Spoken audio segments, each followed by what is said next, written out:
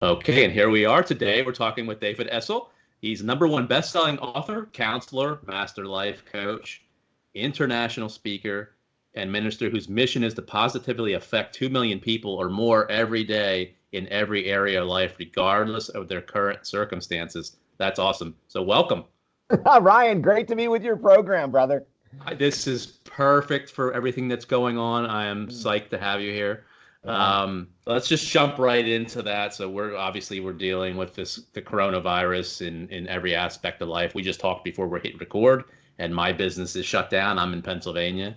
All businesses are shut down, um, and nobody knows what to do with themselves. People with anxiety, which is me, which is almost anybody in my direct vicinity at work or home life. Uh, Things like this that pop up that aren't the normal everyday life that kind of is throwing different things at you. It brings on more anxiety. What would you say to somebody like that? Wow. When random events happen, and this is one of the biggest random events we could ever imagine that the world maybe has ever faced, Ryan. I mean, we have to be really serious about how serious this is. This isn't like something that's affecting a few cities or a few countries. This is affecting our entire world. Anxiety, first of all, let me say this, is a normal part of the human experience.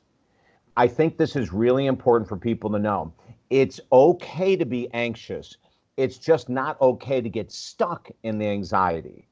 And so, what does that mean? It's like I ask our clients all the time, Ryan, to write down what they feel anxious about. I feel anxious about finances. I feel anxious about my parents that have compromised systems and they could get this virus. I feel concerned that my business is shut down and I don't know when I'll get back to work. So, what we say to people, step number one is to write down everything that you're anxious about. Now it's in the physical world. Okay. Now it's in the physical world. Step two is going to be now, next to each thing that you're anxious about, write about what potential solutions for that anxiety. Now, there may be some things that you go, I'm anxious about the spread of the virus. Okay, well, what can you do about it? If someone says nothing, I'll say you're 100% incorrect. You can follow the guidelines we've been given. You can stay 6 feet from people.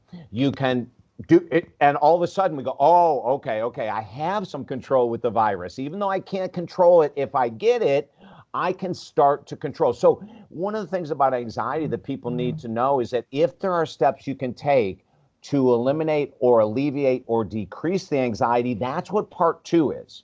We're working with a lot of couples right now, Ryan, that are coming in, and we work via phone and Skype, that are coming to me because of the fact that they're already thinking divorce. They're already angry at each other. They're already on each other's throats, and so if someone were writing about, I feel anxious that my relationship may not make it, then we go, okay, what's the solution for that?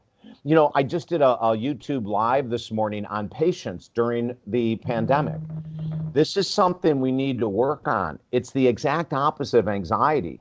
Patience is the exact opposite of anxiety. So we need to be thinking of, this will pass. And this isn't Pollyanna talk. It's just reality. This will pass. But between now and when it passes, I need to make sure I have daily rituals to help keep my anxiety down, my depression down. So number one is writing. Number two, a lot of people don't know this, but we have now a lot of downtime. So walking, if you were to walk 6 times a day for 10 minutes, that will have the same effect as someone who's walking 60 minutes in a row in regards to weight loss, in regards to release of endorphins.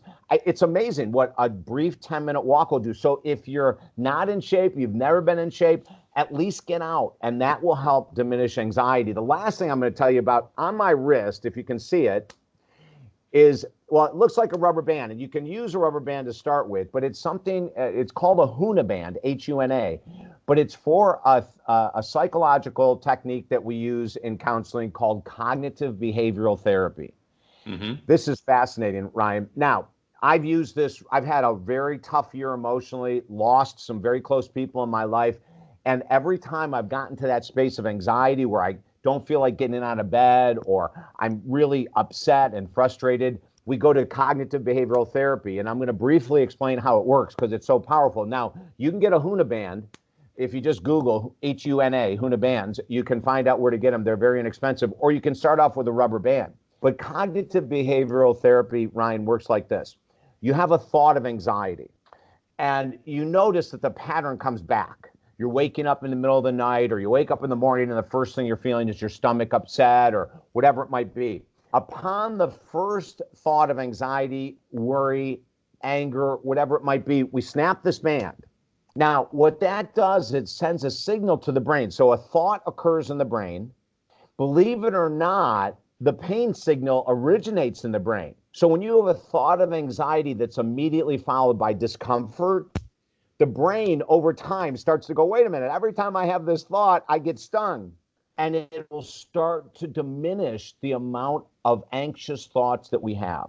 So there's a lot of different techniques. The first one is journaling. The second is exercise. The third is cognitive behavioral therapy. And by the way, if people go to YouTube and they Google David Essel cognitive behavioral therapy, I take you through a complete video of how to do this, so that you're not out there going, I got the band, now what the hell do I do?